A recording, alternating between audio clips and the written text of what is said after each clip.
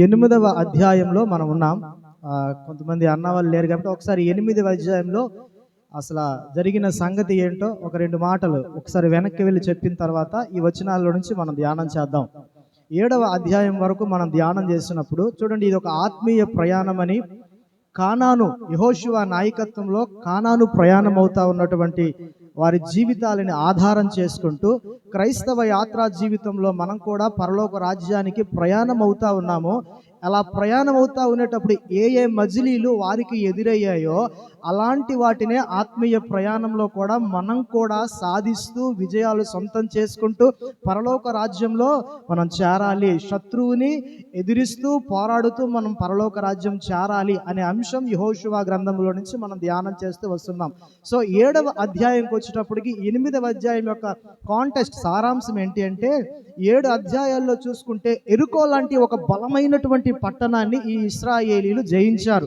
ఆ తరువాత ఒక చిన్న పట్టణమైనటువంటి హాయి అనే ఓ పట్టణం మీద వారు ఓడిపోయారు.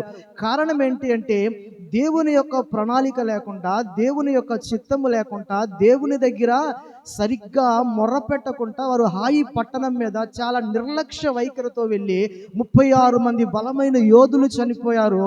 ఇశ్రాయేలీలందరూ చాలా దిగాలు పడిపోతారు, చాలా దిగులు పడిపోతా ఉన్న టైంలో యెహోషువకి ముందుకెళ్ళాలంటే సాహసం చాలట్లేదు, ఏం చేయాలో తెలియనటువంటి పరిస్థితిలో యెహోషువ ఉన్నాడు.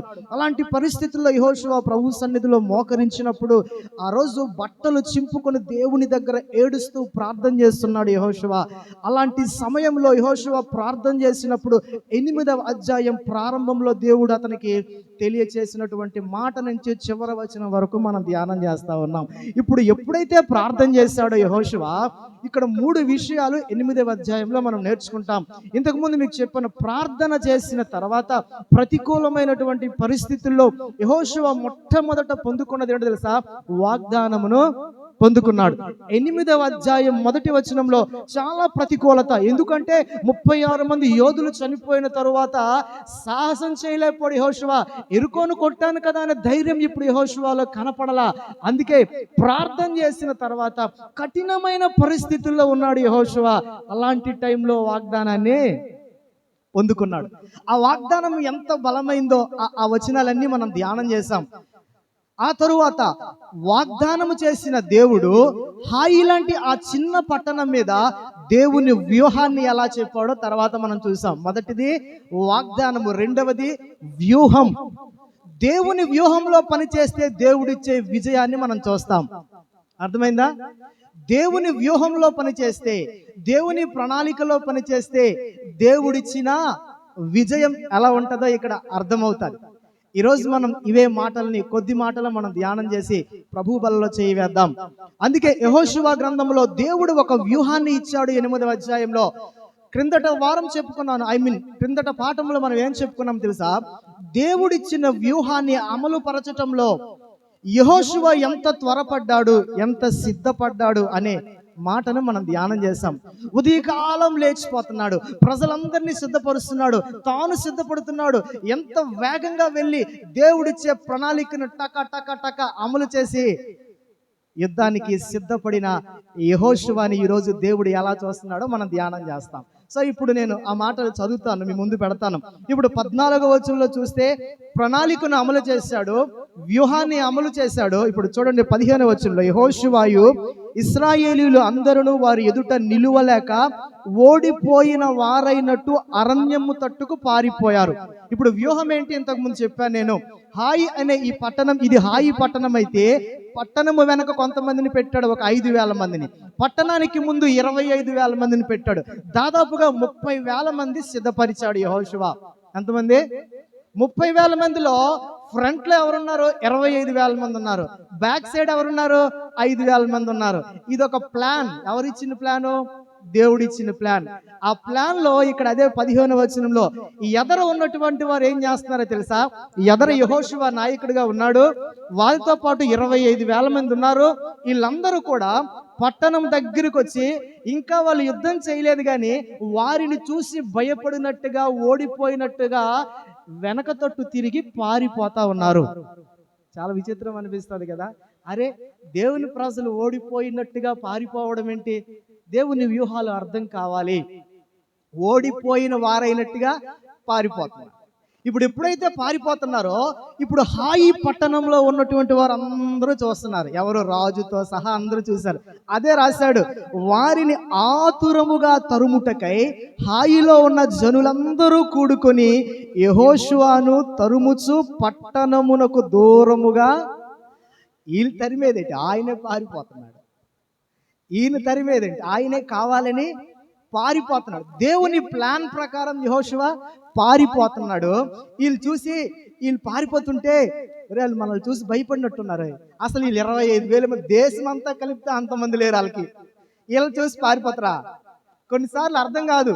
ఈ పారిపోతుంటే వీళ్ళు ఏం చేస్తున్నారు? వెనకాతల తరుముతున్నారు. ఇప్పుడు చూడండి, వీళ్ళు పారిపోతున్నారు, వెనక హాయి రాజును చూసి బేతేలు వాళ్ళు కూడా వాళ్ళు కూడా వీళ్ళని తరడం ప్రారంభించారు. అక్కడ ఉంది, తరుముచు పట్టణానికి దూరంగా పోయారు. ఇశ్రాయేలును తరుముటకు పోనివాడు ఒకడును హాయిలోనే గాని బేతేలులోనే గాని. అసలు బేతేలు ఎందుకు వచ్చింది అంటే, ఒకడు మీద పడిపోతుంటే మనం కూడా అందులో కలిసిపోదాం. హాయి పట్టణం మీద దాడి చేశారు, అంతవరకు బాగుంది. ఇప్పుడు బేతేలు, ఈ 2 జంట నగరాలేమో దగ్గర ఉన్నాయి. అందుకే అబ్రహాం బలిపీఠం కూడా ఇక్కడికి మధ్యలో, హాయికిని బేతేలికి మధ్యలో బలిపీఠం కట్టాడు ఆదికాండంలో. ఇప్పుడు ఇద్దరు చూశారు, అమ్మ మనం కూడా వాళ్ళకి సపోర్ట్ చేద్దామని చెప్పి ఈ 2 పట్టణాలు కూడా ప్రజలందరూ కూడా ఒక్కడు కూడా ఊర్లో ఉండకుండా ఇలా తరుముతున్నారు. అది సన్నివేశం కదా. అలా తరుముతూ ఉంటే చూడండి, ఇక్కడ ఈ మాట మనం జాగ్రత్తగా, ఇశ్రాయేలీయులను తరమబోయి ఉండిరి. ఈ టైంలో వీళ్ళు ఏం చేశారంటే, తరిమే హడావిడిలో పట్టణం తాలూకా గవిని యొక్క గేట్ వేయడం మానేశారు. తొందరలో ఇంటి తలుపులో వేయలేదు. మనం కూడా చాలాసార్లు హడావిడిలో ఇంటి తలుపులు వేయడం మానేస్తాం. నేను కరెక్ట్గా ఇదే సంక్రాంతి సెలవుల్లో 2007 పెళ్ళి అయిన తర్వాత 2008లో విజయనగరం వచ్చాను. కొత్త పెళ్ళి అయింది కదా, కొంచెం హడావిడిగా ఉన్నాను. కరెక్ట్ సెలవులు వచ్చాయి, భార్యను తీసుకొని ఊరెళ్ళాలని హడావిడిలో గేటుకి తాళం వేసాను, కానీ తాళం దానికే ఉంది, గేటు మాత్రం గెడ పెట్టలేదు. వెళ్ళిపోయాను. నేను అలకనంద కాలనీలో ఉన్నప్పుడు తాళాలు బాగా ఉన్నాయి, వేసిన కప్ప వేసినట్టే ఉంది, గొల్లేమో పెట్టలేదు. వెళ్ళిపోయిన తర్వాత మా పక్కింటోళ్ళు, అతను మా కొలిగే, తెల్లవారులు వస్తే గేట్ ఈ తలుపు గెడ బయట ఉంది. వాళ్ళకి భయం వేసింది, అమ్మ నాయన ఏదో జరిగింది అనుకుని వాళ్ళు కంగారు పడరు. తీరా చూస్తే ఒకవేళ దొంగ ఎవడైనా వస్తే తాళము పగలగొట్టాలి. వేసిన తాళం వేసినట్టే ఉందంటే ఎంత హడావిడిలో తమ్ముడు కొత్త భార్యను తీసుకొని హడావిడిగా కొత్త పెళ్ళి ఎందుకని పారిపోయి అనుకున్నారు. పాపం వాళ్ళు జాగ్రత్తగా తాళం తీసేశారు. జాగ్రత్త తర్వాత అర్థమైంది, వీళ్ళు కూడా సేమ్ హడావిడిలో వాళ్ళు పారిపోతున్నారు కదా, అంత దెబ్బగాళ్ళు మొత్తం వేసేయచ్చని పట్టణపు గవిని. ఇదంతా దేవుని ప్లాన్ అండి, ఇదంతా దేవుని వ్యూహం అండి. సాతానుని చాలాసార్లు మనం ఓడించలేకపోవచ్చు, కానీ దేవుని వ్యూహంలో సాతానుని ఈజీగా కొట్టగలం. అదే నేను చెప్పాలనుకున్నాను. పట్టణపు గవిని వాళ్ళు వేయటం మరిచిపోయి వీళ్ళు తరుముతుంటే, వినండి, దేవుని యొక్క హస్తము ఒక వ్యక్తి పట్ల ఒక వాగ్దానము దేవుడు ఇచ్చాడంటే దాని వెనక దేవుని యొక్క పని ఎంత గంభీరంగా ఉంటుంది. ఈ మాట మీరు చదవాలి, ఎంత గంభీరంగా ఉంటే చదవాలి. దేవుడు మొదటేమన్నాడు, యెహోషువ నువ్వు భయపడాల్సినటువంటి అవసరం లేదు, నేను నీకు తోడున్నానని చెప్పాడు. తోడున్న దేవుడు ఆ మాట ఇచ్చేసి మళ్ళీ ఆయన పరలోకం వెళ్ళి కూర్చోలా, దేవుని సింహాసనంలో ఉండిపోలా. వినండి ఎంత ఈ మాట నన్ను బలపరిచిందని చూడండి. అప్పుడు వారు తరమబోతా ఉంటే యెహోషువతో ఇట్లన్నాడు. ఎప్పుడన్నాడు ఆ మాట మీరు ఊహించుకోండి. యెహోషువ పరిగెడుతున్నాడు, ప్రజలు పరిగెడుతున్నారు, వెనకాతల సైన్యం పరిగెడుతుంది. ఈ పరిగెట్టే హడావిడిలో ఎప్పుడు మాట్లాడుతున్నాడు దేవుడు యెహోషువతో? ఏమండి, అదేమన్నా మనం ఆలోచించదగ్గ విషయమేనా? అప్పుడు యెహోవా యెహోషువతో ఇట్లన్నాడు. ఎంత గంభీరంగా ఉంటుందండి. అక్కడ చూడండి, 25,000 మంది ఒక పక్క, హాయి వాళ్ళు బేతేలు, ఇంతమంది ఎవడ హడావిడి ఆడదే, ఎవరో ప్రతి ఒక్కడు ఎవడ పనిలాడు ఉంటుంటే, అప్పుడు యెహోవా, ఇది ఎలా సాధ్యమండి? అప్పుడు యెహోవా యెహోషువతో మాట్లాడుతున్నాడు. ఇప్పుడు యెహోషువకు తెలియదు గవిని విడిచిపెట్టారని. యెహోషువ చూడలా, ఇక్కడ అదే రాస్తున్నాడు. యెహోషువతో ఎట్లన్నాడో ఆ కింద మనం చదువుతాం. ఎందుకు ఈ మాట చెప్తున్నాను తెలుసా? దేవుడు ఎంత క్లోజ్ మానిటరింగ్ చేస్తున్నాడు మన జీవితాలని అర్థం చేసుకోవాలండి. ఎంత క్లోజ్ వాచింగ్ ఉంది అక్కడంటే, వీళ్ళు వెనక్కి పరిగెడుతున్నారు, ఆయన పరిగెడుతున్నాడు, వెనకాతలు ఉన్నారు, వీళ్ళు గవిని వేయలేదు. ఈ సంగతి దేవుడు వారి మధ్యన ఉండి చూస్తున్నాడు. మీరు అర్థం చేసుకోవాలి, దేవుడు వారి మధ్య ఎంత ప్రెజెన్స్ ఉందో అర్థమైపోతుంది. అప్పుడు యెహోషువతో మాట్లాడడం ఇదొక అసాధారణమైన పనండి. దేవుడు ఆ పరిస్థితుల్లో మాట్లాడుతుంటే ఎంత అసలు ఆ పరిస్థితులు ఒక యుద్ధ రంగం అక్కడ జరుగుతుంది. అలాంటి టైంలో యెహోషువతో మాట్లాడుతున్నాడు. వినండి, నేను నేర్చుకున్న మాట ఏంటో తెలుసా? మన జీవితంలో దేవుడు మనల్ని చాలా క్లోజ్ మానిటరింగ్ చేస్తూ ఉంటాడు. ఎంత అంటే యెహోషువకి ఒకసారి వాగ్దానం ఇచ్చిన తర్వాత దేవుడు ఛార్జ్ తీసుకుంటున్నాడు. ఆ యుద్ధ వాతావరణంలో దేవుని హస్తాన్ని మనం చూడగలుగుతాం. యెహోవాతో మాట్లాడుతున్నాడు. నిజంగా మన జీవితాల్లో చాలాసార్లు ఎన్నో తొందరపాటు పనులు మనకి ఉంటాయి. ఎన్నో హడావిడి జీవితం మనది. అసలే ఈ మానవ జీవితం చాలా హడావిడి జీవితం, బిజీ షెడ్యూల్ అందరు. అంటే అలాంటి సమయంలో మానవ జీవితంలో దేవుడు నీతో మాట్లాడటం ఎంత దీవెనండి, ఎంత ఆశీర్వాదం. ఈ టైంలో దేవుడు మాట్లాడుతున్నాడు. ఏం మాట్లాడుతున్నాడో తెలుసా? యెహోషువను చూసి, ఎలా చూశాడు యెహోషువని? అక్కడ ఉంది, యెహోషువ నీవు చేత పట్టుకునిన ఈటెను హాయి వైపు చాపు అంటున్నాడు. ఎంత వాచ్ చేస్తున్నాడో మీకు అర్థం కావాలి. ఇప్పుడు యెహోషువ చేతిలో, ఇప్పుడు మనమైతే మన పక్కన ఏడు ఉందో మనకు తెలిసిపోద్ది, కానీ దేవుడు వారి మధ్య సంచారం చూడండి. యెహోషువ చేతిలో నీవు చేత పట్టుకొనిన ఈటెను నీవు హాయి వైపు చాపు అంటున్నాడు. ఏం అర్థం చేసుకోవాలి ఇక్కడ తెలుసా? దేవుడు ఒక వ్యక్తి ఎంత సర్వసిద్ధంగా ఉన్నాడో చూడగలుగుతాడు. ఈటె పట్టుకునే ఆ యొక్క గుర్తు ఏంటో తెలుసా? అది యుద్ధానికి సర్వసన్నద్ధుడుగా ఉండడానికి సూచన. ఈరోజు యెహోషువని ఎలా చూశాడు దేవుడు? చేత ఈటె పట్టుకున్న యెహోషువని చూసి నీవు హాయి వైపు నీ ఈటెను చాపు అంటే, ఈరోజు మనం ఒక చిన్న పాఠాన్ని ఇక్కడ మీకు నేర్పించాలి అనుకుంటున్నాను. ఎందుకో తెలుసా? చాలాసార్లు ఒక యుద్ధమును నేర్పించాడు దావీదుకి. ఎందుకు నేర్పించాడు దావీదుకు తెలుసా? దావీదు చుట్టూ శత్రువులే ఉన్నారు, దావీదు చుట్టూ అనుకూలమైన పరిస్థితులు లేవు. అందుకే ఈరోజు ఈ యెహోషువ గ్రంథంలోకి వస్తే చేత పట్టుకునిన ఈటే యెహోషువ చేతిలో ఉంటే, మన చేతిలో పోరాటానికి ఎలాంటి ఆయుధాలు మనం కలిగి ఉన్నాం? ఓ ప్రశ్న వేసుకోవాలి కదా. ఇప్పుడు యుద్ధానికి వెళ్ళామండి, ఎవరితోనైనా పోరాటానికి సిద్ధపడ్డామండి. పోరాడినోడి దగ్గర ఏముండాలి? ఆయుధాలు ఉండాలి. ఆయుధాలు లేకపోతే ఖచ్చితంగా మన మీద దాడి జరుగుతుంది. ఇప్పుడు ఒకడిని మించిన ఒకడు మిసైల్స్ తయారు చేస్తున్నారు. ఎందుకు? కోపం వస్తే ఆడి మీద ఈడి మీద రెండు వేసిడమే. నీ చేతిలో ఒక ఆయుధము ఖచ్చితంగా ఉండాలి. పోరాటంలో ఉన్నాడు యెహోషువ, యుద్ధ రంగంలో ఉన్నాడు. యెహోషువ చేతిలో ఒక ఈటె కనబడతా ఉంది. ఇది పోరాటానికి సిద్ధపడి ఒక సర్వసన్నద్ధుడుగా యెహోషువ ఈరోజు కనపడతా ఉన్నాడు దేవుని దృష్టిలో. ఎందుకో తెలుసా? చాలాసార్లు యుద్ధము చేయడం మనకి దేవుడు నేర్పించాడు, కానీ ఆయుధాలు ఉడికెళ్ళడం మర్చిపోతున్నాం మనం. చాలా మంది ఉన్నారు భక్తులు, ఒక 2-3 ఎగ్జాంపుల్ చెప్పేసి ముగించేస్తాను ఒక అరగంట. యుద్ధం చేయడం నేర్పించాడు, కానీ ఆయుధాలు మర్చిపోతున్నాం, ఆయుధాలు ధరించుకోవట్లా. ఈరోజు యెహోషువ చేతిలో ఈటెను చూస్తూ ఉంటే నాకు అర్థమైంది, అంత గొప్ప నాయకుడు ఈటె పట్టుకున్నాడు. మీకు తెలుసా, యెహోషువకి దేవుడు కనిపించినప్పుడు, ఒక పేజ్ వెనక్కి తీయండి, 5వ అధ్యాయంలోకి రండి. 5వ అధ్యాయంలో అక్కడ యెహోషువకి దేవుడు కనిపించినప్పుడు 13వ వచనం చదువుతాను వినండి. 5వ అధ్యాయం 13. యెహోషువ యెరికో ప్రాంతమున ఉన్నప్పుడు అతడు కన్నులెత్తి చూడగా దూసిన కత్తి చేత పట్టుకున్న ఒకడు అతని ఎదుట. ఎవరైనా? దేవుడే. ఎట్లా కనిపించాడు యెహోషువకి?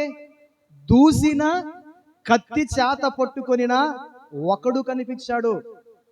ఏమండి, నేను అడుగుతున్నాను, లేకపోతే నన్ను నేను ప్రశ్నించుకుంటున్నాను, దేవుడే ఖడ్గము ధరించి యుద్ధ వీరుడిలాగా ఉంటే బిలాము నచ్చినట్టు పారిపోతున్నాడు, ఆయనకి నచ్చినట్టు ఆయన వెళ్ళిపోతున్నాడు. గాడితో మాట్లాడిన బిలాంకి ఎలా కనిపించాడో తెలుసా దేవుడు?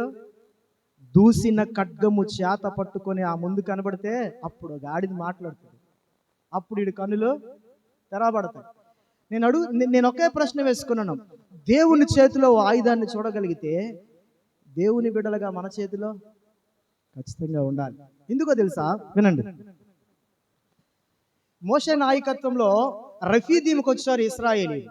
మోషే నాయకత్వంలో రఫీదీంకి ఇశ్రాయేలు వచ్చినప్పుడు ఊహించని సంఘటన జరిగింది వారి జీవితాల్లో. 17వ అధ్యాయంలోకి వస్తే నిర్గమాకాండంలో ఊహించని సంఘటన జరిగింది. ఏంటో తెలుసా? వారు అప్పుడే దాహంతో ఉన్నారు, నీళ్లు త్రాగారు. ఊహించకుండా అన్ఎక్స్పెక్టెడ్ గా అమాలేకులు వారి మీదకి వచ్చారు. వారు సాదాసీదాగా నార్మల్ గా ఊహించలే, అంతవరకు వీరి మీదకి శత్రువులు అటాక్ జరగల. ఫరో అంతరించిపోయాడు, ఫరో అంతమయ్యాడు అనేసరికి ఇప్పుడు కొత్త వారు తయారయ్యారు. ఇప్పుడు అమాలేకీలు వారి మీదకి వచ్చినప్పుడు ఎందుకు ఈ మాట చెప్తున్నానంటే, అక్కడ మోషే యెహోషువతో ఒక మాట పలికాడు. నిర్గమాకాండం 17వ అధ్యాయం 9వ వచనంలో చూస్తే చదవండి. మోషే యెహోషువతో, మోషే అంటాడు యెహోషువని పిలిచి, యెహోషువ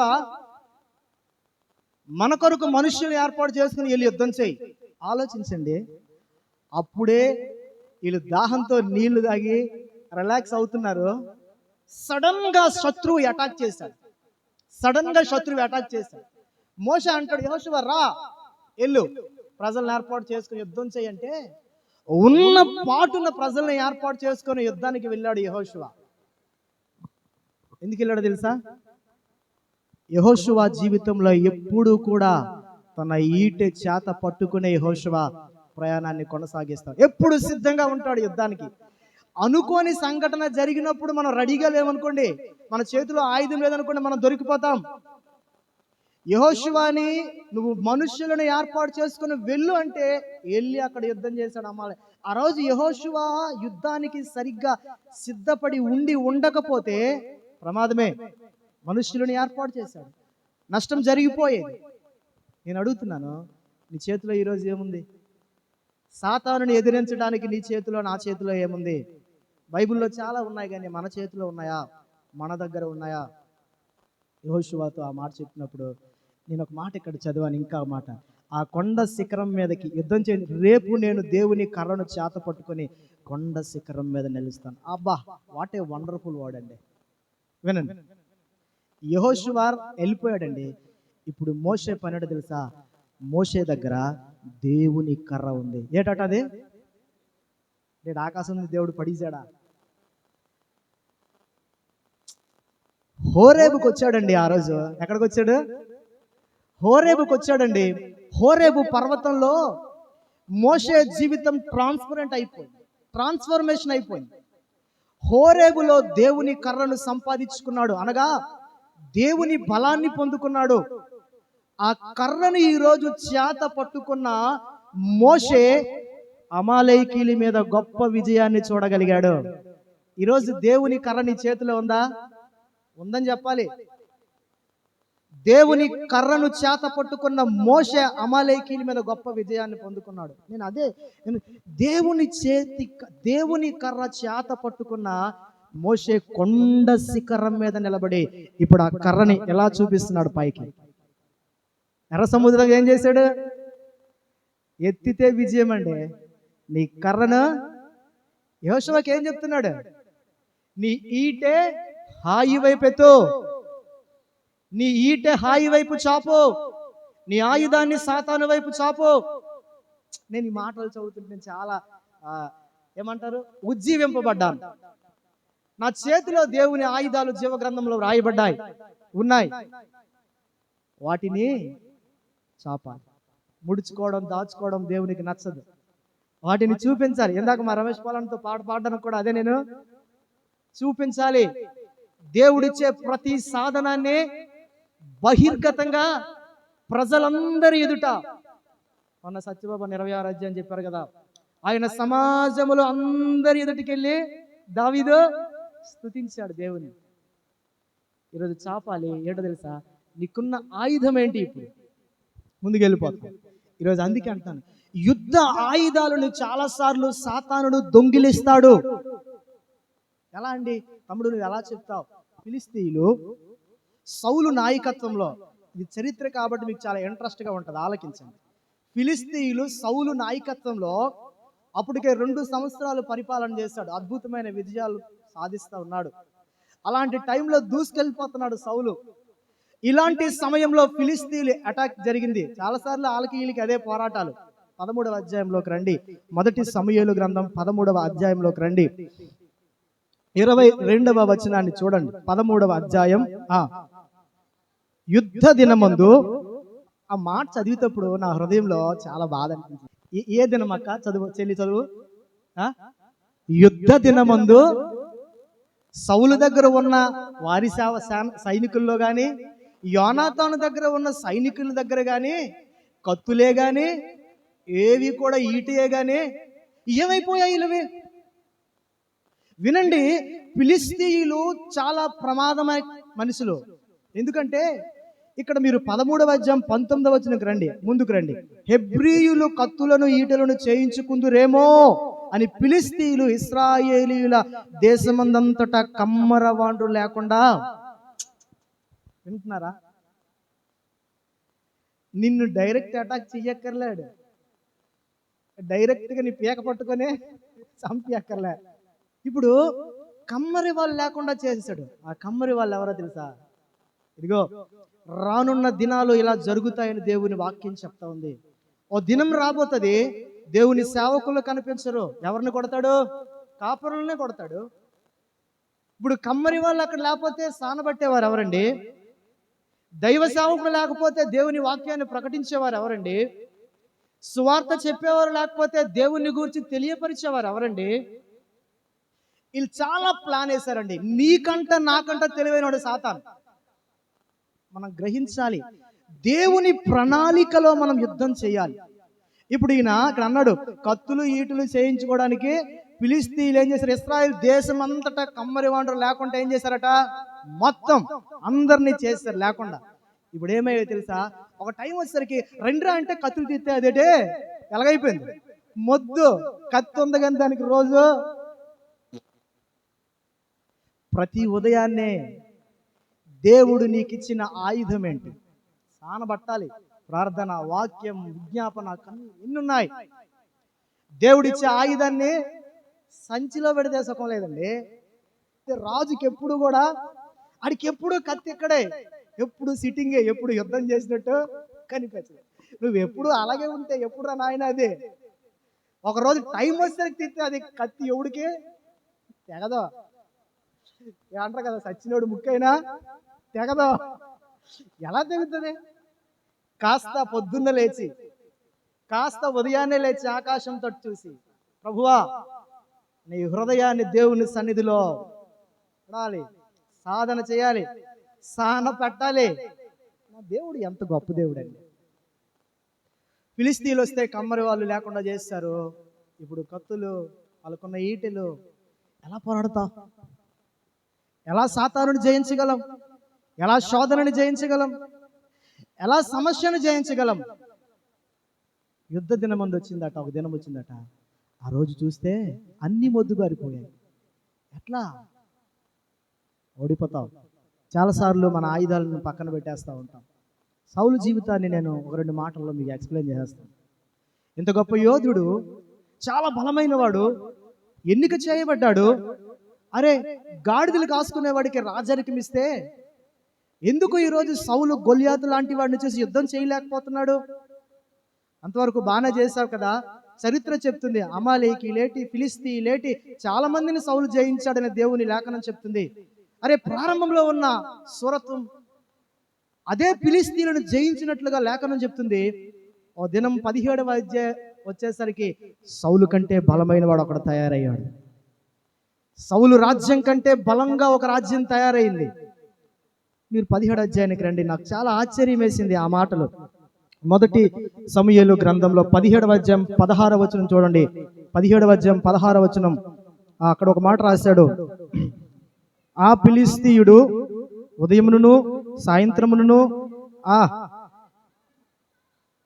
వినండి వినండి వినండి. ఏమండి, నాకు అర్థం కాలేదు ఇక్కడ ఈ మాట. 40 రోజులు రోజు ఆడికి బయటకు వచ్చి, రోజు వాడిని ప్రజెంట్ చేసుకుంటూ, రోజు వచ్చి వెళ్ళి ఏం చేస్తున్నాడో తెలుసా? ఆడు వచ్చి రోజు దేవుడిని తిడుతున్నాడు. రోజు వచ్చి, వింటున్నారా? రోజు వచ్చి దేవుడిని తిడతా ఉన్నాడు. రేయ్, మీ దేశంలో నిజమైన, మీ దేవుడు నిజమైన దేవుడైతే నన్ను జయించండి రా అంటున్నాడు. అరే రోషం లేదా సౌలు జీవితంలో? మళ్ళీ కూడా అప్పుడప్పుడు చచ్చిపోతుంటాయి. అలాగ అవుతుంటే లేదన్నా అలాగ వెళ్ళి అన్నా అనుకుని ఉంటాం. చచ్చిపోతుంటుంది రోషం.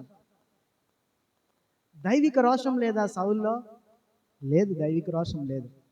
40 దినాలు అలా అంటే రోజు ఎందుకో తెలుసా?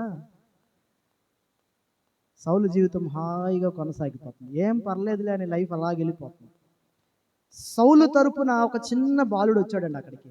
ఎవరు వచ్చారు? దావీదు వచ్చాడు.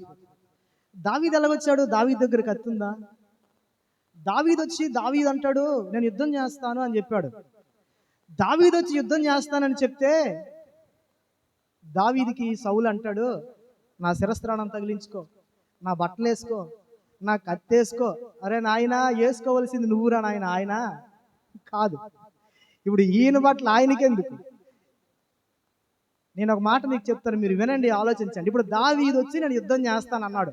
ఇప్పుడు సౌలు గబగబా నా కత్తి వేసుకొని అవి ఇచ్చేసే బదులు సౌలు ఏడ్ చేయలే, పద నేను కూడా ఏయ్ ఇతనికి వేరే వస్త్రాలు ఇవ్వండి అనాలి. ఈయనంటాడు నా కత్తి వేసుకొని, నా బట్టలు వేసుకొని, నా శిరస్త్రానం వేసుకొని వెళ్ళి యుద్ధం చేయంటే నేను ఎంత ఆశ్చర్యపోయిన. ఒక రాజు స్థానంలో ఉన్నాడు. అరే ఇప్పుడు సపోజ్ నేను ముందున్నానండి, అన్న నేను వస్తానంటే పదా తమ్ముడు అని వెనకాతలుండి మీరు అందరూ నెట్టాలి. గుమ్ములోకి తోస్తున్నట్టు నువ్వు వెళ్ళంటే దావీదుని, నువ్వు వెళ్ళైతే నా బట్టలు ఇచ్చేతను అంట, నువ్వు వెళ్ళైతే నా కత్తి ఇచ్చేతను అంట. ఇప్పుడు ఆయన వెళ్తానంటే పదండ్రా మన తరపున పోరాడడానికి ఒకడు వచ్చాడు, పదండ్రా అని ఏం చేయలే, సైన్యాన్ని వెనకేసుకెళ్లాల్సినాడు, వెనకాతలు తిప్పాలి. నువ్వు బాలుడు అన్నాడు. ఈయన అన్నాడు నేను సింహాన్ని చంపాను, ఎలుగుబండిని చంపాను, నా సంగతి నీకు తెలియదు అన్నాడు. చూడడానికి మాటలు పౌరుషంగా రోషంగా ఉన్నాయి, తడబట్టలేదు. ఇక కొంచెం మనోడికి విశ్వాసం కలిగింది. పర్లేదు, సింహం ఎలుగుబంటి అంటే ఆడు అంతకంటే గొప్పడేటి కాదనుకున్నాడేమో. ఇది అవకాశం ఇచ్చాడు, అన్న నాకు ఇచ్చినట్టే అవకాశం ఇచ్చాడు. మనోడు రెచ్చిపోదాం అనే టైంకి వెళ్ళిపోతాడు, వెనకాతలు రావట్లేదు. మీరు ఆలోచించండి, క్రైస్తవ విశ్వాస జీవితాలు ఇలాగే ఉంటాయి చాలా చోట్ల. ముందు నడుస్తున్నాడికి వెనకాతలు ఉన్నాడు, సపోర్ట్ ఉండాలి. ఈ నువ్వు వెళ్ళైతే చచ్చిపోయినా పర్లేదు, సౌలుకి అనుకుంటాడు చచ్చిపోయినా పర్లేదు, ఆడే వస్తానన్నాడు, ఆడి బాధ ఏదోడు పడతాడు, అంతే కదా. నేనేమంటాను తెలుసా, నేను ఒకటి ప్రశ్న వేసుకున్నాను. నేను ఇక్కడే వేసుకున్నాను తెలుసా, ఇన్ని ఆయుధాలు ఉన్న సౌలు భయపడుతున్నాడు ఎందుకో తెలుసా? సౌలు దాన్ని వాడడం మానేశాడు. చాలా సంవత్సరాలు అందరి దగ్గర విజయాలు వచ్చే పక్కన పెట్టాడు. ఇప్పుడు ఏం చేస్తాడు? నా తరపు నువ్వే ఆయుధాలు పట్టుకెళ్ళండి, అతనికి ఆయుధాలు ధరించలేకపోతుంది. 40 దినాలు ఇలా తిడుతుంటే బాలుడని తట్టుకోలేకపోయాడు. ఇప్పుడు నేను అదే మీకు చదివించేసి ముందుకు వెళ్ళిపోతాను. ఇప్పుడు ఆ రోజు ఏం జరిగిందో తెలుసా? పక్కన పెట్టి దావీదుని వేసుకోమంటే ఇప్పుడు దావీదు ఆ 17వ అధ్యాయంలో 39లో ఆ మాట నాకు అలవాట్లేదని చెప్పి 40 వచనంలో అంటాడు, తన కర్ర చేత పట్టుకొని ఏటిలోయ నుండి 5 నున్నని రాళ్లను ఏరుకొని తన చక్రంలో పెట్టుకొని వెళ్ళిపోతున్నాడు అండి దావీదు. అబ్బా, వాట్ ఏ వండర్ఫుల్ ఫెయిత్ తెలుసా ఇది. దావీదు చేతిలో ఇప్పుడు ఏముందో తెలుసా? ఏటుంది? కనిస్తే ఏటుంది? దావీదు చేతిలో ఏటుంది? రాయ, ఇంకొకటి ఉంది కర్ర రాయ వాడతాం కదా, గిర్రా గిర్రా కొట్ట. దావీదు చేతిలో ఇప్పుడు ఒక చిన్న కర్ర ఉంది, రాయి పట్టుకొని వెళ్ళిపోతున్నాడు. నేను ఈ సన్నివేశం ఊహించుకున్నాను. కత్తున్నోడు భయపడుతున్నాడు, కర్రనోడు ముందుకెళ్తాడు. సచ్ ఏ వండర్ఫుల్ అన్న ఇది. వింటున్నారా? కత్తున్నోడు భయపడుతున్నాడు, కర్రనోడు ముందుకెళ్తాడు. క్రైస్తవ ఆత్మీయ పోరాటాలు ఎలాగే జరుగుతున్నాయి భూమి మీద. ప్రభువా మాకు మందిరం లేదురా నాయన అంటే, మందిరం ఉన్నాడు ప్రశాంతంగా ఉన్నాడు, హాయిగా క్యాలిక్యులేషన్ వేసుకుంటాడు. మందిరాలు లేనోళ్ళు రోడ్ల మీద టెంట్లు వేసుకొని చెట్ల కింద ప్రభువా అని ప్రార్థన చేస్తున్నారు, చచ్చిపోతున్నారు. కత్తున్నోడు యుద్ధం చేయట్లా, చిన్నపాటి కర్ర, చిన్నపాటి విశ్వాసం ఉన్నాడు పెద్దోడి మీదకి వెళ్తాడు. నాకు ఈ మాట చాలా ఇంప్రెస్ చేసిందండి నన్ను. చిన్న కర్ర పట్టుకొని దావీదు వెళ్తున్నాడు. నాకు నచ్చింది ఈ మాట. నేను మాట చెప్పిన, దావీదు దేవుని చేతికి ఒక ఆయుధంగా మారాడు. దావీదు చేతిలో కర్ర చేయదండి. దావీదు ఇప్పుడు దేవుడైతే ఇప్పుడు దావీదు దేవుని చేతిలో ఆయుధంగా మారాడు. ఇప్పుడు అక్కడ యెహోషువ చేతిలో ఈటె కనబడుతుంది, ఇక్కడ దావీదు దేవుని చేతిలో ఆయుధంగా మారాడు. ఇప్పుడు ఆ చిన్న కర్ర పట్టుకొని ఎంతటోని కొట్టాడు తెలుసా? ఎన్ని మూర్లు? 9 మార్లు ఎందుకు పనికి రాలేదు అడిగే. చిన్న రాయి, చిన్న కర్ర. నేను ఇదే రాసుకున్నాను. ఈరోజు పక్కన పెట్టాడు సౌలు. దావీదు అలాంటోడు కాదండి. దావీదులో ఉన్న కొంచెము విశ్వాసాన్ని పట్టుకొని, దావీదు పౌరుషం ఏంటో తెలుసా, దావీదు రోషం ఏంటో తెలుసా, నా దేవుణ్ణి వాడు తిడుతున్నాడు, నా దేవుణ్ణి అండర్ ఎస్టిమేట్ చేస్తున్నాడు, నా దేవుని బలం ఏంటో ఈరోజు తేలిపోవాలి, చచ్చిపోయినా పర్లేదు అనుకున్నాడు. ఎవరు? దావీదు ఘనత కోసం ఫైట్ చేయలేదండి. దావీదుకి 10,000 స్తోత్రాలు వస్తాయని ఫైట్ చేయలా. దావీదు యుద్ధ దినమున చనిపోతాడని, ఒకవేళ వాడి చేతిలో అవసరమైతే చనిపోతాడు, కానీ దావీదుకు ఒక విశ్వాసం ఉంది, యుద్ధము దట్ ఈస్ ద కమిట్మెంట్ అండి. యుద్ధము యెహోవాదే అన్నాడు. ఎందుకు అన్నాడు తెలుసా? నేను అదే చెప్తున్నాను. యుద్ధం యెహోవా చేస్తున్నాడు. యెహోవా చేతిలో దావీదు ఉన్నాడు. ఇప్పుడు దావీదు ఎదుట, యెహోవా ఎదుట గొల్యాతు ఉన్నాడు. ఇప్పుడు యుద్ధం చేసేవాడు దేవుడైతే, ఇదిగో ఆ హాయి బేతేలు వాళ్ళు పరిగెడుతుంటే యెహోషువతో మాట్లాడుతున్నాడు, నీ చేతిలో ఉన్న ఈట చాపు అటువైపు. యుద్ధం ఎవరిది? భయపడనే వద్దు. అసలు వద్దు అంటున్నాడు. అసలు వెన్ను చూపని వీరత్వం క్రైస్తవ జీవితాల్లో ఉండాలండి. నేను అందుకనే ముందుకు చెప్పేస్తాను. 40 దినాలు అలా అలా విసిగించేస్తుంటే ఒక చిన్న బాలుడు, చిన్న కర్ర, నీ చేతిలో ఈరోజు అట్టి చిన్న కర్ర, అలాంటి విశ్వాసం ఉందా? మోషే చేతిలో దేవుని కర్ర, దావీదు చేతిలో ఒక చిన్న కర్ర, యెహోషువ చేతిలో ఒక ఈటె. ఈరోజు నీ చేతిలో ఏముంది? ఈరోజు నా చేతిలో ఏముంది? పోరాటానికి దిగిపోయాం కదా. ఒకవేళ వీటిని ధరించుకోకపోతే, కిందటి వారం చెప్పారు, విసర్జించాలి, వీటిని ధరించాలి. వాటిని విసర్జిస్తే వీటిని ధరించగలుగుతాం. నేను ఈ మాట చదివేటప్పుడు ఓ రోజు సౌలుని జీవితాన్ని అలా అలా పరిశీలన చేస్తే ఫెయిల్ అయిపోయాడు సౌలు.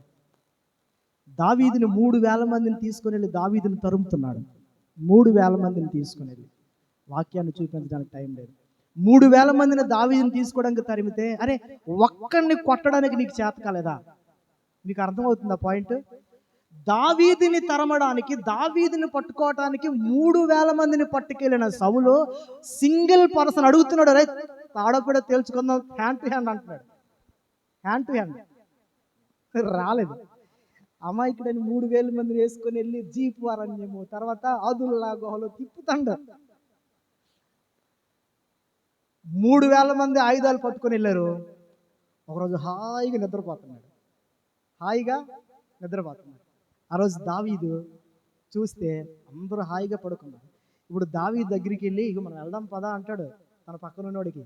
వెళ్ళి చూస్తే హాయిగా యెహోవా వలన వారందరూ నిద్రపోతున్నారని దేవుని వాక్యం చెప్తుంది.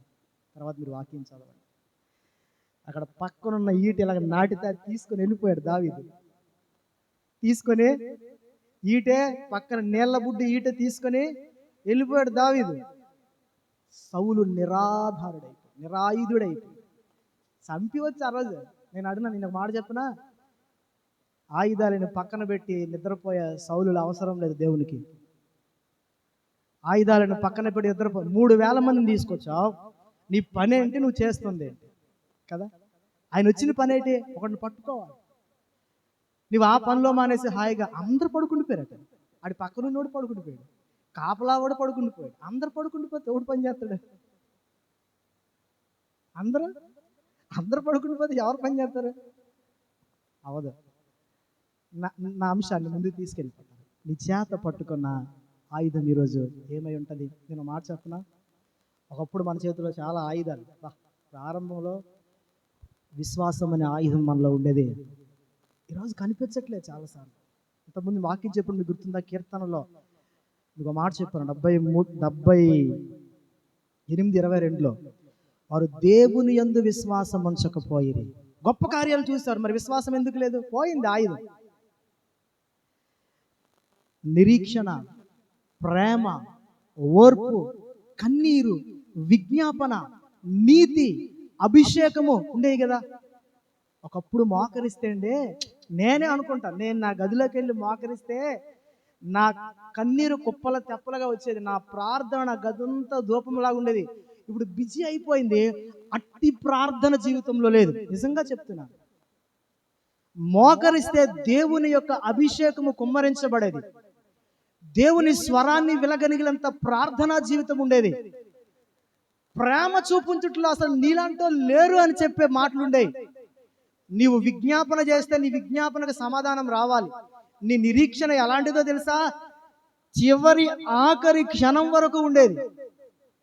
ఎంత ఓర్పో తెలుసా? ఎన్నన్నా సహించేది. నీ నీతి ఎలాంటిదో తెలుసా? దేవునితో సమరూపంలో ఉండేది. ఈరోజు కనపడట్లా. అందుకే నేను చెప్తున్న మాట తెలుసా, మన ఆయుధాలని ఎట్టి పరిస్థితుల్లో ధరించాల్సిందే. విశ్వాసం అనే ఆయుధం, దేవుని వాక్యం అనే ఆయుధం. ఫిలిప్పీ పత్రికలో అంటాడు, మీరు జీవవాక్యమును చేత పట్టి, ఏటది జీవవాక్యముని ఇలా చేత పట్టి, ఇదే మన ఆయుధం. చెప్పండి, ఇదే మన ఆయుధం. నూతన నిబంధనకు వచ్చేసరికి దేవుడు అన్ని మార్చి, ఇప్పుడు కత్తి లేదు, కర్ర లేదు, రాయి లేదు. ఏటిచ్చాడట? మీరు జీవవాక్యమును చేత, ఆయన నోటి నుండి వాడి అయినా ఖడ్గము, మరి మన నోటి నుండి అన్ని బూతులే.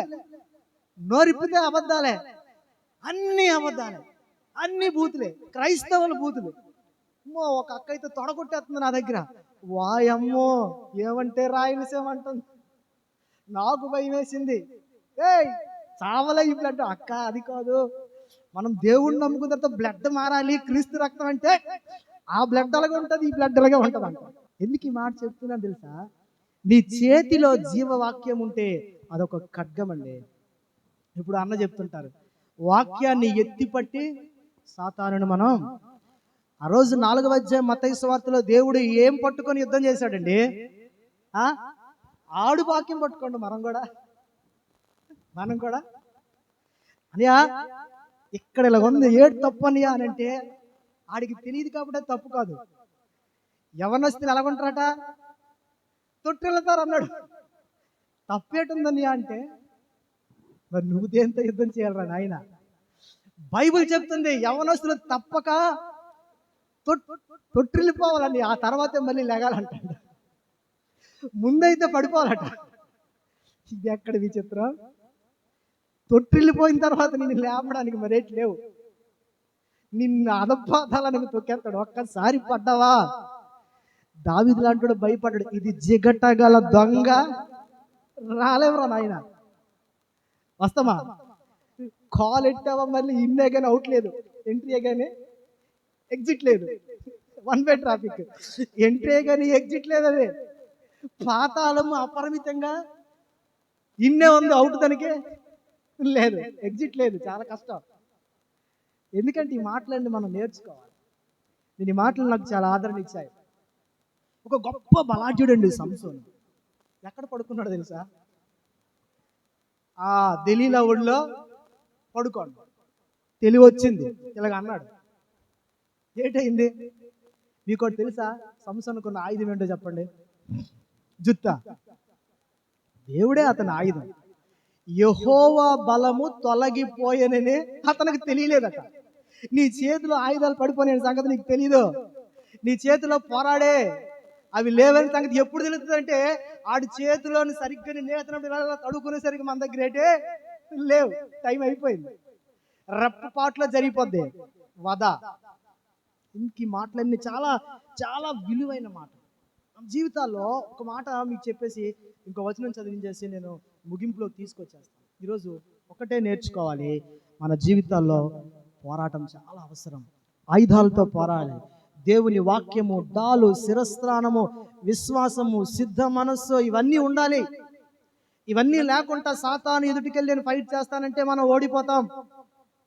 ఒకవేళ సమస్యని దేవుని దగ్గర పెట్టాలంటే ఓ బలమైన విశ్వాసం కావాలి. నూతన నిబంధనకు వచ్చేసరికి దేవుడు ఏ కత్తి ఎవడు పిలిస్తీడు ఎవడు లేడు, అన్నీ ఇప్పుడు దేవుడు మన చేతికి ఎలా ఇచ్చాడు తెలుసా? రెండు మాటలు త్వరగా. మొదటి తెస్సలోనిక పత్రిక 5:8 అంటాడు, విశ్వాస, ప్రేమ, రక్షణ, నిరీక్షణ అనే వాటిని మీరు ధరించాలి. తర్వాత చదువుకోండి, మొదటి తెస్సలోనిక పత్రిక 5:8, విశ్వాసము, ప్రేమ, రక్షణ, నిరీక్షణ వాటిని ధరించాలి. రోమ 13:12 అంటాడు, తేజ సంబంధమైన యుద్ధోపకరణములు ధరించాలి. ఎఫెసీ 5:17 అంటాడు, దేవుని వాక్యం అనే ఆత్మ ఖడ్గమును ధరించాలి. ధరిద్దామా? ధరించాలి. ఇప్పుడు సౌలు చేతిలో యెహోషువ చేతిలో ఏముందట? ఈటె పట్టుకున్నాడు. ఈటె పట్టుకున్న యెహోషువ చేతిని, యెహోషువ నువ్వు ఈటె హాయి వైపు చాపు, నువ్వు దించొద్దు. అక్కడ ఆ మాట రండి, యెహోషువ గ్రంథం చదివేస్తాను త్వరగా. ఇప్పుడు నేను ముగింపులోకి వచ్చేస్తాను. ఈటె పట్టుకున్న ఆ యెహోషువను చూసి హాయి వైపు చాపు, పట్టణాన్ని నీ చేతికి అప్పగిస్తాను. ఇప్పుడు మీరు అర్థమవుతుందా? మీ చేతిలో ఒక ఆయుధం ఉంటే, సర్వసన్నద్ధంగా ఉంటే, సిద్ధపడి ఉంటే, ఓ పట్టణాన్ని ఇస్తాడటండి. మా పరిమళకి భూమిని నీకు స్వాస్యంగా ఇస్తానన్నాడు. మా పరిమళ, నాన్న భూమి అంటే ఏంటి, ఇదంతా నాకేనా అనుకుంటాను. ఎంత మంచి వాగ్దానం! ఇంతకు ముందు పట్టణాన్ని అన్నాడు, ఇప్పుడు భూమిని అంటాడు. నేను అన్నాను, భూమి పట్టణాలు కదమ్మా, మొత్తం పరలోక రాజ్యాన్ని నీకు స్వాస్యంగా ఇస్తాడు అన్నాను. ఇక్కడ హాయి పట్టణాన్ని తగలెట్టేయండి, అది మీదే అన్నాడు. ఎంత మంచి మాటలు అంటే, మన చేతిలో దేవుని యొక్క వాక్యాన్ని చేత పట్టుకొని, దేవుని తేజ సంబంధమైన యుద్ధోపకరణాలు ధరించుకొని పోరాటానికి దిగిన క్రైస్తవుడికి ఆయన యుద్ధం నేర్పిస్తాడండి. ఆయుధం లేనివాడికి ఏం యుద్ధం నేర్పిస్తాడు? అది దావీదు ఆలోచన. ఇప్పుడు మన జీవితాల్లో ఈ మాట చదువుతూ నాకు చాలా నచ్చింది. ఆయన తన చేతనున్న ఆ యొక్క ఈటెను పట్టణము వైపు చాపాడు. ఒకవేళ నీ దగ్గర లేకపోతే నేను ఒక ప్రశ్న వేసుకున్నాను. విశ్వాసం నీలో లేకపోతే నువ్వు చూపించగలవా? ప్రేమ నీలో లేకపోతే చూపించగలవా? నీలో ప్రేమ లేకపోతే మీ అమ్మను ప్రేమించగలవా? ఎప్పుడు తిడతావు, ఎప్పుడు ఏదో ఒకటి అంటావు. నీలో నిరీక్షణ లేకపోతే ఎదురు చూడగలవా? ఓర్పు లేకపోతే సహించగలవా? ఈయన అంటున్నాడు ఇక్కడ, ఇదిగో నువ్వు చాపాడు. ఎట్లా చాపాడు తెలుసా? ఆయన చేతిలో ఈటుంది. దేవుడు చెప్పాడు, ఇప్పుడు పట్టణం వైపు తన యొక్క ఈటెని చాపాడు. ఈరోజు దేవుడిచ్చే ఆయుధాన్ని ధరించుకుంటే సమస్యలో మనం దేవుని వైపు మన చేతులను చాపుతాం, నిరీక్షణ ఉంచగలుగుతాం, ప్రేమించగలుగుతాం, ఓర్చుకోగలుగుతాం, నీతిగా బ్రతకగలుగుతాం, అభిషేకంతో ఉండగలుగుతాం. ఈరోజు అదే చేశాడు. హాయి వారు వెనక వైపు తిరిగి చూసినప్పుడు పట్టణ పొగ. ఇప్పుడు ఏమైంది తెలుసు? ఎప్పుడైతే ఈట చాపాడో ఇప్పుడు వెనకాల కొంతమంది ఉన్నారు. ఇప్పుడు ఎప్పుడైతే ఈ యొక్క ఈటని, యెహోషువ చేతిలో ఈటని చూశారో అర్థమవుతుందా? ఇప్పుడు వెనకాతులున్నది చూసి వీళ్ళు ఇటు వచ్చారు కదా, గేట్లు వేయకుండా, ఇప్పుడు వెనకాతులు ఉన్న వాళ్ళు వెళ్ళారండి లోపలికి. ఎక్కడికి? హాయి పట్టణంలోకి వెళ్ళారు. మొత్తం తగలబెట్టారు. ఇప్పుడు ఇక్కడ జరిగిన సంఘటన చెప్తున్నా. మన జీవితంలో 2 అనుభవాలు ఉండాలి. ఈ మాట చదువుతున్నాను, ముగించేస్తాను, సమయం లేదు. రెండు అనుభవాలు ఉండాలి. ఇప్పుడు వినండి. యెహోషువ జీవితంలో ఒక అద్భుతమైన పని చేశాడు. ఏంటి తెలుసా? తన దగ్గర ఉన్న ఒకటి సైన్యాన్ని 2 గుంపులు చేశాడు. 2 గుంపులు 2 గుంపులు చేశాడు. ఈ 2 గుంపుల్లో ఒక గుంపుని వెనకాతల మాటుగాండ్రుగా పెట్టాడు, ఒక గుంపుని ముందు పెట్టాడు. వీళ్ళు బయటకు వచ్చిన తర్వాత వాళ్ళు పట్టణం మధ్య మొత్తం తగలబెట్టారు. మొత్తం అందులో ఉన్న మంచివన్నీ స్వాధీనం చేసుకున్నారు. నేను ఒకటి చెప్పనా, క్రైస్తవ ఆత్మీయ విశ్వాస జీవితంలో కూడా 2 అనుభవాలు ఉండాలి. ఎందుకు ఈ మాట చెప్తున్నానంటే, మన జీవితంలో కానీ సంఘాలలో కానీ ఎక్కడ కూడా రెండు గుంపులు ఉంటాయి. ఉండవా? రెండు గుంపులు అంటే మీరు అనుకుంటున్నారు, అవునవును 2 గుంపులు ఉంటాయి. ఒకడు ఎస్ అంటాడు, ఒకడు నో అంటాడు. ఈడికి చెప్పింది ఒకటి, ఈడు చెప్పింది ఆడికి నచ్చదు, ఆడి చెప్పింది. ఈ గుంపులు పనికిరావు, ఈ గుంపులు కాదు. ఒక ఆత్మీయ సంఘంలో, జీవము కలిగిన దేవుని సంఘంలో ప్రార్థించే గుంపు ఒకటి ఉంటుంది, పరిచర్య చేసే గుంపు ఒకటి ఉంటుంది. మీరు నెహెమ్యా గ్రంథం చెప్పినప్పుడు అక్కడ లేరు చాలా మంది. నెహెమ్యా జీవితంలో గొప్ప శ్రమ వచ్చింది. గోడలు కట్టేసిన తర్వాత గొప్ప ఉప్పు. ఆ మాట చదివేసి ముగించేద్దామా అన్న 2 నిమిషాలు. 4వ అధ్యాయం రండి, నెహెమ్యా గ్రంథం 4వ అధ్యాయంకి రండి. ఆ 15 నుంచి 23 వచనాల్లో చూస్తే ఇది మనకు చాలా ప్రాముఖ్యమైన మాట. దీంతో మనం ముగింపులోకి వచ్చేస్తాం. 15 నుంచి 23 వచనం వరకు చూస్తాం. ఏడండి, ఇక్కడ 2 గుంపులు ఉన్నాయి. పైన సమస్య ఏంటంటే 7వ వచనంలో సన్బల్లట్టు, టోబియా, అరబీయులు, అమ్మోనీయులు, అష్టోదీయులు యెరూషలేము యొక్క గోడలు కట్టబడిననియు, యెరూషలేము యొక్క గోడలు కట్టబడిన, బీటలన్నీ కప్పబడినని విన్నారు. వినండి వినండి. ఈ శత్రువుకి ఏమైందో తెలుసా? వీళ్ళ మీద దాడి చేసిన వాళ్ళకి ఏమైందో తెలుసా? అర్థమైంది. అరే బాబు, వాళ్ళు గోడలు కట్టారు, ఎక్కడెక్కడ హోల్స్ ఉన్నాయో అన్నీ ఫుల్ఫిల్ చేశారు బాబు అనేసరికి ఎంతమంది ఉన్నారో చూడండి, ఒక్కరు కాదు, ఎంతమంది ఉన్నారు అక్కడ అని చెప్పేసరికి వీళ్ళు విన్నారు. మిగుల కోపపడి యెరూషలేము మీదకి యుద్ధానికి వచ్చి పని ఆటంకపరచాలని వారందరూ కట్టుకట్టి మమ్మును కలతపరచగా. వీళ్ళు చక్కగా దేవుని పని చేసి గోడలని కట్టి ప్రశాంతంగా ఉన్నారు అనుకునే టైంకి వీళ్ళు వాళ్ళ మీద యుద్ధానికి వచ్చి ఏం చేస్తున్నారు? వీళ్ళు కలవరం చేస్తే వాళ్ళు ప్రార్థన చేశారు. అక్కడ రాత్రింబగలు భయము చేత కావలి ఉన్నారు. అప్పుడు యోధావారు చూడండి 10వ వచనంలో, బరువులు మోయి వారి బలము తగ్గిపోయింది, చెత్త విస్తారము గోడ కట్టలేమని చెప్పగా. చాలాసార్లు బలం తగ్గిపోయే పరిస్థితి, చాలాసార్లు మనం బలము సన్నగిల్లే పరిస్థితిలో ఈరోజు ఆ కింద అలా తర్వాత మీరు చదువుకోండి, 2 గుంపులు అక్కడ ఉన్నాయి. ఒకటి కత్తి పట్టిన ఒక గుంపు ఉంది, ఒకటి గోడ కట్టి గుంపు ఒకటి. ఇప్పుడు ఇంకాస్త ముందుకెళ్ళాడు నెహెమ్యా. ఇప్పుడు ఏం చెప్పాడు తెలుసా? ఈ 2 కూడా వేరు వేరు కాదు, ఈ 2 కూడా ఒకడిలోనే ఉండాలి. ఈ 2 అనుభవాలు, ఇప్పుడు నాలో ప్రార్థనా జీవితం ఉండాలి, నాలో పరిచర్య జీవితం కూడా ఉండాలి. ఈ 2 అనుభవాలు ఇప్పుడు ఏం చేయాలి తెలుసా? ఈసారి ఒక్క పేజీ వెనక్కి తీస్తే మేము ఏం చేసాం తెలుసా? 17వ వచనంలో, ఒక్కొక్కరు ఒక చేతి పని చేసి ఒక చేతితో ఆయుధం పట్టుకున్నారు, మరియు కట్టువారిలో ఒక్కొక్కడు తన కత్తిని నడుముకు బిగించుకొని గోడ కట్టుచు వచ్చాడు, బాకా ఊదువాడు నా యొద్ద నిలవబడ్డాడు. దేనికి పోరాటం తెలుసా? ఒక చేత్తో కత్తి పట్టుకొని, ఏమండి ఎంత కష్టం అండి. ఒక చేత్తో కత్తి పట్టుకొని ఒక చేత్తో పోరాటం చేయాలంటే ఇది ఒక అసాధారణమైన పని. వాళ్ళు చేస్తుంటే దేవుడు వారిని ఆనర్ చేశాడు, శత్రువు ఎదుట వారికి గొప్ప విజయాన్ని ఇచ్చాడు. చాలా కష్టమైన పని. దేవుడు వారు పూనుకున్నారు. వారు పనికి పూనుకుంటే కలత పరిచేవారు, కలవరు పెట్టేవారు, శపనాసఖ్యమైనటువంటి పరిస్థితులు గుండా వెళ్తున్నారు. ఈరోజు నేను ఆ మాట చెప్పి ముగిస్తున్నాను.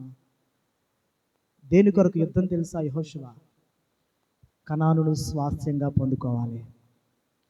దేని కొరకు యుద్ధం తెలుసా? ఇశ్రాయేలీలు కనానును పొందుకోవాలి. నేను ఒక మాట చెప్పనా,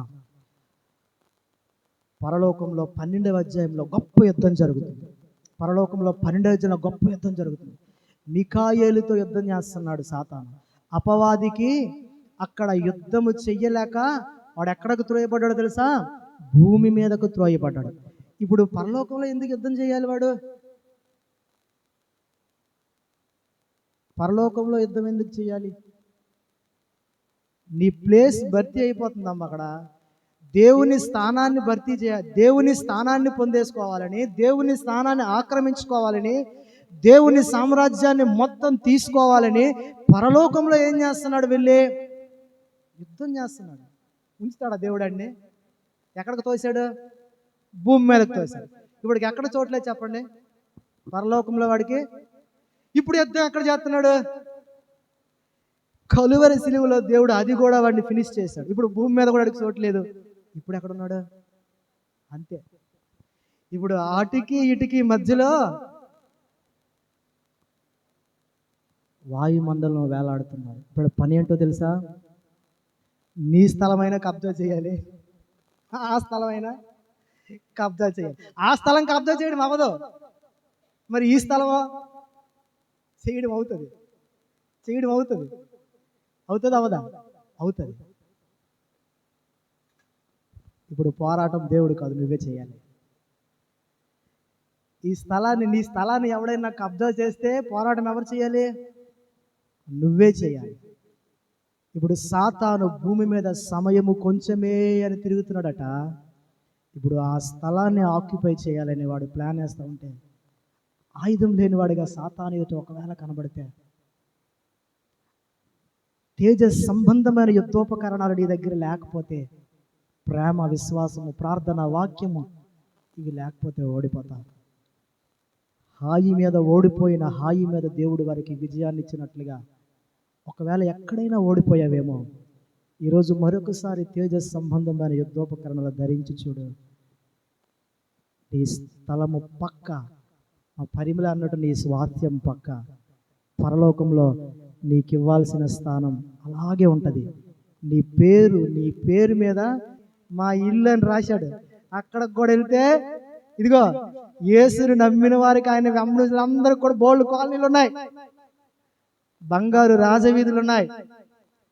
ఇక్కడ మ్యాట్ వేయడానికి కింద మీద పడిపోతున్నాం. అక్కడ ఆర్టిఫిషియల్ కాదు, అంతా ఇన్బుల్టే, ఫిక్స్. దేవుడి మాటలు దీవించి ఆశీర్వదించిన గాక. ఆమేన్.